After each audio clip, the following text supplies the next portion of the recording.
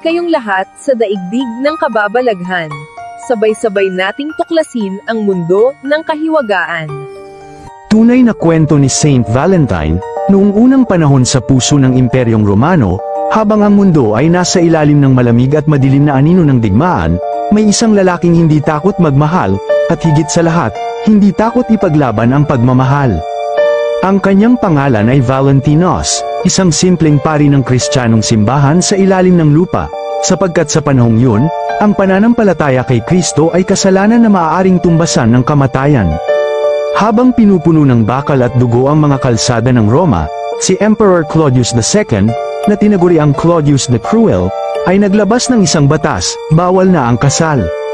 Para sa kanya, ang mga lalaking umiibig ay humihina, natatali sa tahanan, at hindi nakarapat-dapat maging sundalo. Ang pag-ibig, para kay Claudius, ay isang kahinaan. Ngunit para kay Valentinos, ang pag-ibig ay banal, isang kaloob mula sa Diyos. Isang apoy na hindi pwedeng patayin ng espada o batas, at dahil dito, sa ilalim ng anino ng gabi, sa mga lihim na silid ng simbahan, ikinakasal niya ang mga magkasintahan, tahimik, taimtim, at puspos ng dasal. Ang mga bagong asawa ay lumalabas ng simbahan na may basbas, ngunit dala rin ang takot, sapagkat ang batas ay hindi natutulog, at ang mga mata ng emperador ay nasa bawat sulok ng lungsod. Hanggang isang gabi, isang lihim ang nabunyag, isang sundalong tumalikod sa utos ng emperador upang pakasalan ang kanyang kasintahan ang nahuli at pinahirapan. Sa ilalim ng matinding interogasyon, binunyag niya ang pangalan ng pari, Valentinos. Hinuli si Valentinos, ikinadina ang kanyang mga kamay at ibinilanggo sa kulungan ng mga traidor at kriminal. Ngunit kahit sa likod ng rehas, hindi nawala ang liwanag ng kanyang puso. Araw-araw, dumadalaw sa kanya ang mga magkasintahang dati niyang pinag-isang dibdib.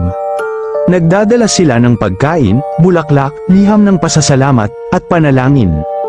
Ngunit higit sa lahat, araw-araw ding dumadalaw ang isang dalagang bulag, ang anak ng bantay ng kulungan.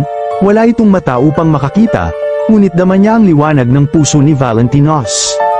Sinasabing gabi-gabi, binibigyan ni Valentinos ang dalaga ng kwento, tungkol sa langit, tungkol sa Diyos, at tungkol sa pagmamahal na hindi nasusukat sa paningin. At isang gabi, bago ang pagsikat ng araw, itinutok niya ang kanyang mga palad sa mata ng dalaga, at taimtim siyang nanalangin.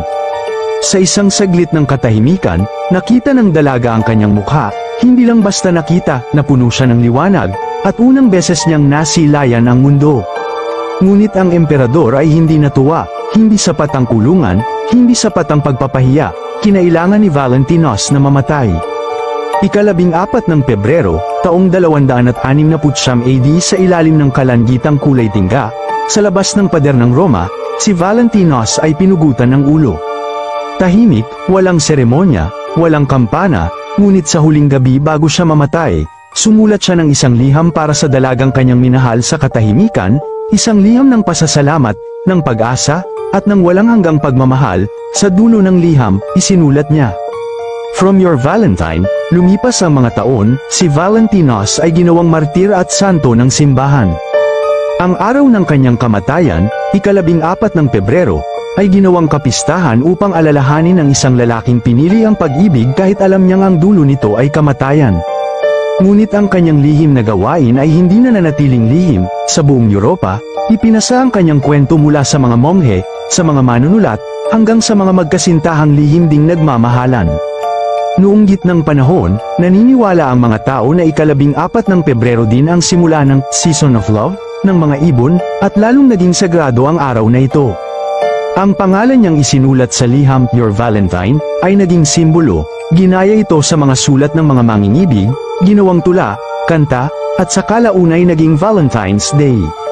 Isang araw hindi lamang ng rosas at chocolate, kundi isang araw ng pag-alaala sa lalaking hindi natakot magmahal, hindi natakot lumaban, at hindi natakot mamatay para sa pag-ibig. At hanggang ngayon tuwing ika-14 ng Pebrero, sa bawat liham ng From Your Valentine, sa bawat bulaklak na iniaalay, sa bawat yakap na taimtim, nariyan ang espiritu ni Saint Valentine, ang pari ng pag-ibig, ang martir ng puso, ang lalaking nagpapaalala sa atin, ang tunay na pag-ibig ay hindi kinakatakutan ang kamatayan. At kung nagustuhan mo ang kwentong ito, maaari kang mag-follow sa aking page upang lagi kang updated sa mga bago kong video. Maraming salamat mga kaibigan.